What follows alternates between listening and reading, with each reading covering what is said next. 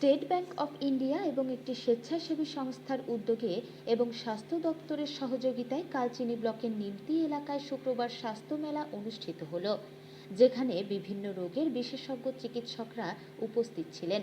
উক্ত এই শিবিরে নিমতি বাগান স্কুলের পড়ুয়ারা ছাড়াও আশেপাশের কয়েকশো লোক উপস্থিত হয়েছিলেন।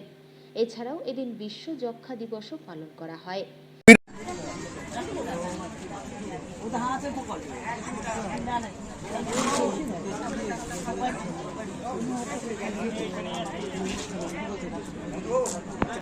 আমাদের বিএমও স্যারকে অশেষ ধন্যবাদ যে এই চা বাগান এলাকায় এরকম একটা স্বাস্থ্য মেলা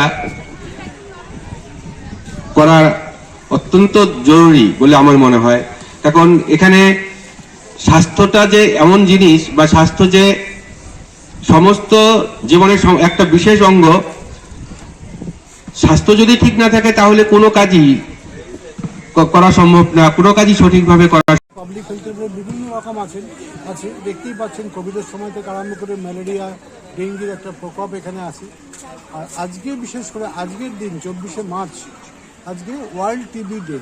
এই দিনটাতে আমরা টিবির উপরে অবজারভেশন করে থাকি, যে মানুষজনকে সচেতন করা। মেন উদ্দেশ্য একটাই, যে মানুষজনকে টিবি নিয়ে সচেতন করা।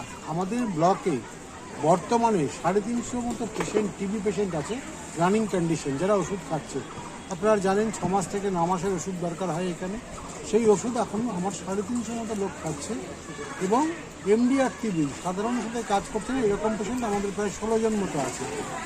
তো আজকে টিবি অবজারভেশন ডে হওয়াতে আমাদের খুব ইচ্ছা ছিল যে আমরা বাগানে একজনকে দিয়ে, কোনো একটা সংস্থাকে দিয়ে এই প্রোগ্রামটা করি।